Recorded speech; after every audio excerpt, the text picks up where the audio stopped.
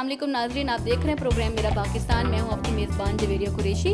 नाज़रीन, पाकिस्तान एक ज़राई मुल्क है और पाकिस्तान के जो 60 से 70% आवाम जो है वो डायरेक्टली और इनडायरेक्टली ज़राअत के पेशे से मुंसलिक हैं। मगर पिछले कुछ दहाइयों से देखा गया है कि ज़राअत का पेशा जो है वो डिक्लाइन का शिकार है। जो छोटा काश्तकार है, जो छोटा किसान है, वो उस तरह से अपनी फसलों से जो वो उगाता है और बड़ी उम्मीद के साथ उगाता है, वो फ़ायदा हासिल नहीं कर पा रहा जिसकी कि वो उम्मीद रखता है। ये आज जिस इदारे में हम खड़े हैं और जो प्रोग्राम हम यहाँ पे करने के लिए आए हैं, ये इदारा फूड को एक कुदरती तरीके से सूरज की रोशनी से जो है वो ड्राई कर रहा है, प्रोसेस कर रहा है, स्टोर कर रहा है। और इस फ्रूट की जो फूड है, जिसमें सब्जियां भी शामिल हैं, फ्रूट्स भी शामिल हैं, इसकी जो लाइफ है वो 2 से 3 साल है। तो इसका मतलब ये हुआ कि अगर आप टाइमली सीज़न में फ्रूट को प्रॉपर तरीके से हाइजीनिकली ड्राई कर लें तो उससे ना सिर्फ एक देर पा फ़ायदा जो है वो उठाया जा सकता है, बल्कि जो एक नुकसान है उससे भी बचा जा सकता है। तो आज आपकी मुलाकात करवाती हूँ उस इदारे के जो फाउंडर हैं इमरान शौकत साहब। उनसे जानते हैं कि क्या सोचकर उन्होंने इस काम की बुनियाद रखी और इसको किस हद तक उन्होंने एक्सपेंड किया है। पाकिस्तान में उनके यूनिट्स कहाँ कहाँ काम कर रहे हैं और गवर्नमेंट जो है किस हद तक उनको सपोर्ट कर रही है। आइए आपकी मुलाकात करवाती हूँ इमरान साहब से।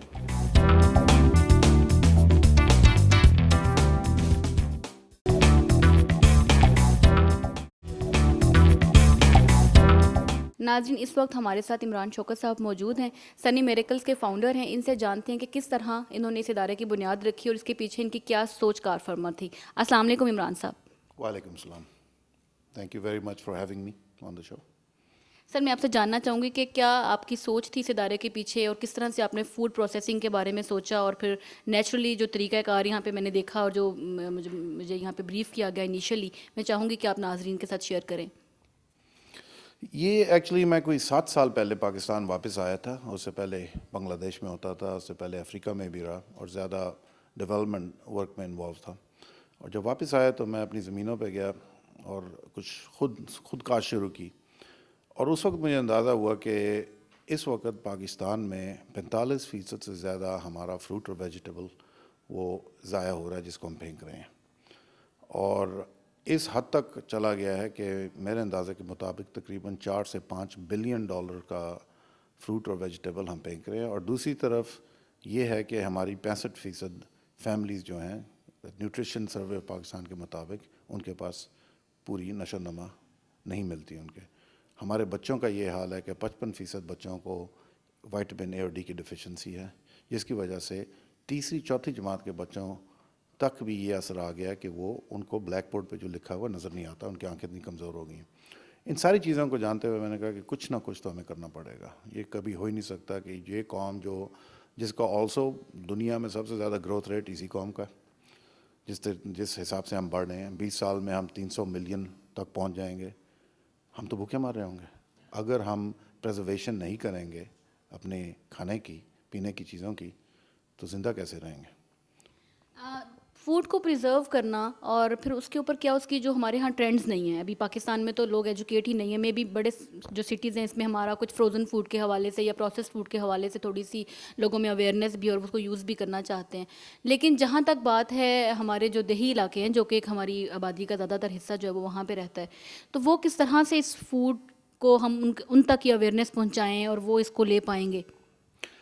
देखिए, एक्चुअली तो फूड प्रिजर्वेशन का जो हमारा जो तजर्बा है वो आज से नहीं, 2000 साल पहले भी जब से किसानों ने काश्त शुरू की थी वो ड्राइंग करने लगे हुए थे। फ़र्क सिर्फ इतना बढ़ गया है कि आहिस्ता आहिस्ता जैसे हमने तरक्की की, रेफ्रिजरेटर आ गए, बाकी चीज़ें आ गई, तो लोगों ने चीज़ों को सुखाना शुरू किया। और एक और वजह भी है कि एक ज़माना था कि आप जब चीज़ को सुखाते थे तो वो उसमें वो प्रिजर्व होके रह जाती थी साल 2-2 साल।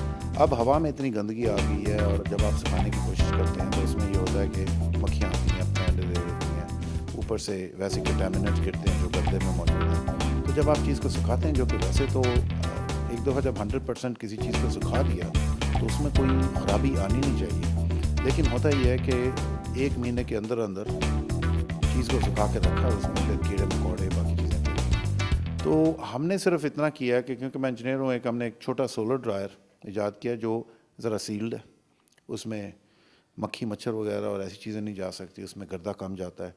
तो उसका फ़ायदा अब ये है कि उसमें जो चीज़ भी सुखाई जाती है वो 2-2 3-3 साल आराम से प्रिजर्व रह जाती है। तो प्रिजर्वेशन जो है वो इतना मुश्किल काम नहीं और सदियों से हो रहा है। लेकिन एक नया तरीका चाहिए था और लोगों को भी ये सिखाना था कि प्रिजर्वेशन से पहले चीज़ों को अच्छे तरीके से धो दिया जाए ताकि कंटेमिनेंट्स रिमूव हो जाएं। अब ये चीज़ें हमने अब करके देख ली, तजर्बे करके देख ली, और हम देख रहे हैं कि बिल्कुल बड़े अच्छे तरीके से चल रहा है। अब दूसरी बात आपकी बिल्कुल सही है कि लोगों को दोबारा से उस तरफ लेके जाना है कि ये सूखी हुई चीज़ भी जब आप दोबारा से इसको पकाते हैं, जायके में कोई फ़र्क नहीं पड़ता, न्यूट्रिशन में भी फ़र्क नहीं पड़ता। यही मैं आपसे पूछने वाली थी कि जायका तो अपनी जगह ठीक है, लेकिन उसकी जो अफादियत है उसके ऊपर तो नहीं असरअंदाज होता। कुछ वाइटामिन हैं जो हीट सेंसिटिव हैं, वो रिड्यूस हो जाती हैं, वो गिनी चुनी 2-3 है, लेकिन उसके बरक्स फ़ायदा इतना ज़्यादा है कि जब आप चीज़ को सुखाते हैं तो वो 1/10वें वेट पे चली जाती है। 1 किलो की चीज़ 100 ग्राम की सूख के रह जाती है और उसकी कंसंट्रेशन बढ़ जाती है। जो भी उसमें मिनरल्स हैं, वाइटामिन हैं, वो सारे अब इतनी सी छोटी सी जगह पे कंसंट्रेट हो जाते हैं। तो वैसे तो आप मिसाल के तौर पे एक तरबूज खा ही नहीं सकते, लेकिन जब सुखा के खाते हैं तो एक बोल बन चुका था, तो आप सारे तरबूज की नशोनुमा आप एक ही वक्त में बगैर ज़्यादा पेट भरे आप ले सकते हैं। आपकी बात से आगे बात बढ़ाऊंगी। जिस तरह आपने कहा कि जब वो चीज़ ज़ाहिर है सूख जाती है तो वो वैसे भी मतलब बिल्कुल कंप्रेस होकर रह जाती है, तो इससे जो ट्रैवलिंग कास्ट वगैरह है फ्रूट्स एंड वेजिटेबल्स की जो मूव करते हैं हम डिफरेंट इलाकों में, तो उस पे भी क्या इसका जो है वो पॉजिटिव किस हद तक जो है ये असरअंदाज होता है?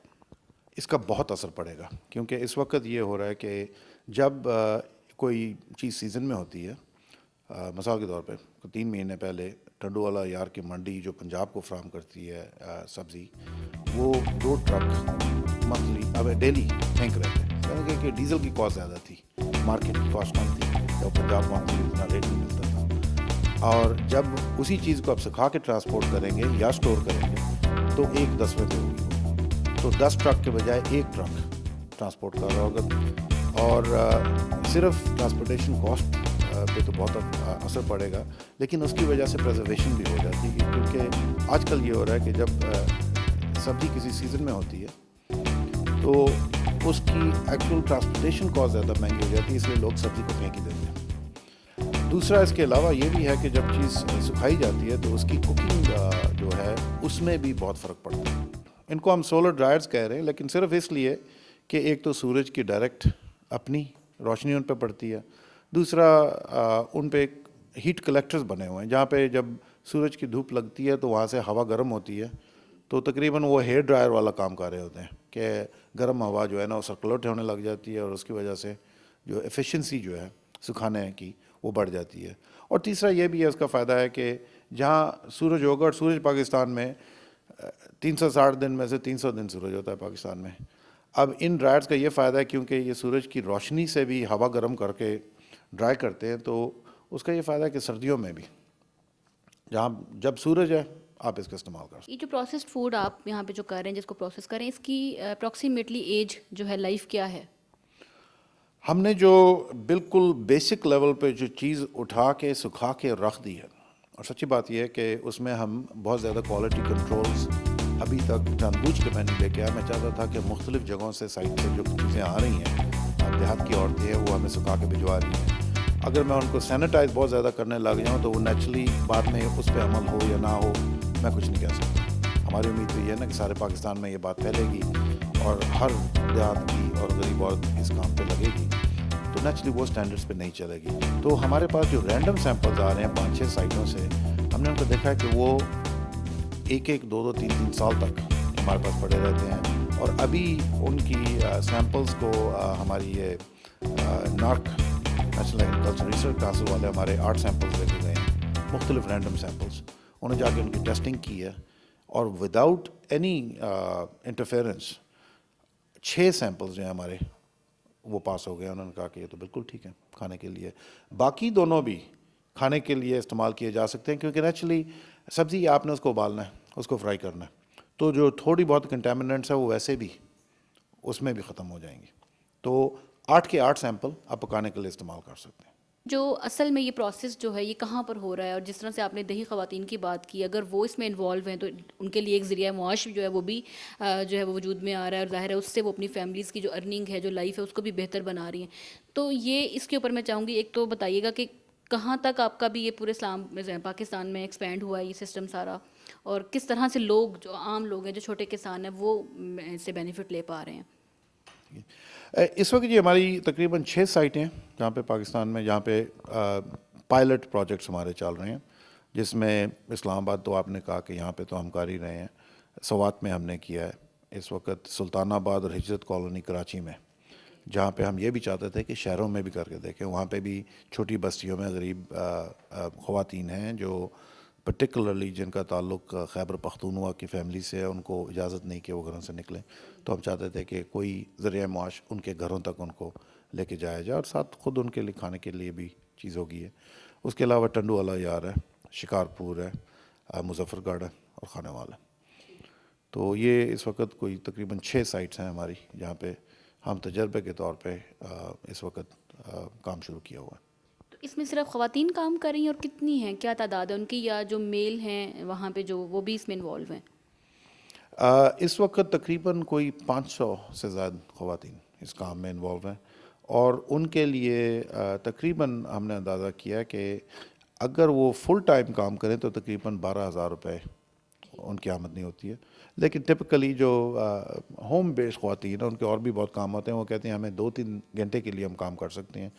तो और उन्होंने ख़ुद ही हमें कहा कि हमारी रिक्वायरमेंट ये है, जो देहात में जो ख़वातीन है पर्टिकुलरली खानेवाल मुजफ्फरगढ़ में, जो वरना उनका काम होता है कि वो कपास चुने क्रॉप्स के लिए, जो बड़ा मुश्किल काम है, हाथ काट जाते हैं, बहुत ही ज़ख्मी कर देते हैं उनको, आधी आधी रात तक काम करने लगी होती हैं।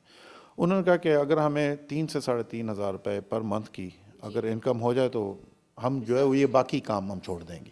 गवर्नमेंट लेवल पे अभी आपको कोई सपोर्ट मिली हो, या कोई आपके प्रोजेक्ट्स को फर्दर इन्हेंस करने के हवाले से कोई आपको मतलब उधर से कोई ऑफ़र आई हो? ये एक बड़ी रीसेंट डेवलपमेंट हुई थी कि द सेक्रेटरी फूड सिक्योरिटी कोई तकरीबन महीना पहले अपनी सारी टीम के साथ एग्जीक्यूटिव डायरेक्टर, उनका नार्क पार्क, बाकी इदारे जो भी उनके अंडर आते हैं, उनको लेके वो ख़ुद आए थे इधर। उनको गालबन किसी ने शायद बताया था कि हम ये काम कर रहे हैं और बहुत ही प्रोएक्टिव स्टैंस उन्होंने लिया। उन्होंने कहा कि भाई हमने ख़ुद अपने सोलर ड्रायर्स बनाए हैं लेकिन वो इस लेवल के नहीं हैं और हमने आपकी तरह कोई अभी 23-24 मुख्तलिफ फ्रूट्स और वेजिटेबल्स पर तजर्बा भी नहीं किया हुआ, तो आप लोग हमसे काफ़ी आके हैं उस हवाले से, तो लेट्स पार्टनर।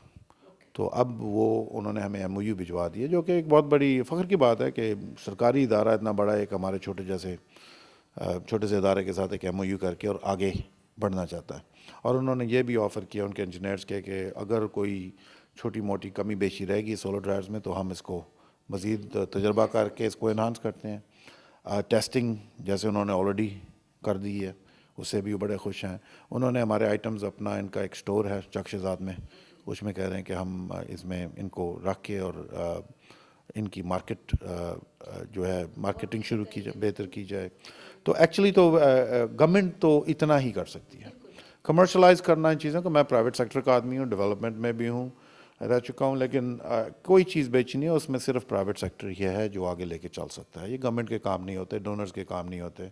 कमर्शलाइज चीज़ को करना है उसमें प्राइवेट सेक्टर ही लेके आगे बढ़ेगा।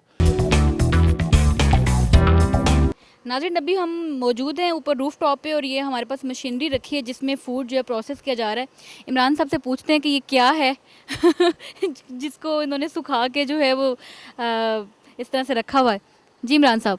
इस वक्त जी इस मशीन में प्याज सुखाया जा रहा है और इस जैसे मैं पहले बता रहा था कि इस मशीन का सिर्फ ये 3 प्रिंसिपल्स पे ऑपरेट कर रही है। एक तो इस पे सूरज डायरेक्टली गिरने लगा हुआ है हर चीज़ पे।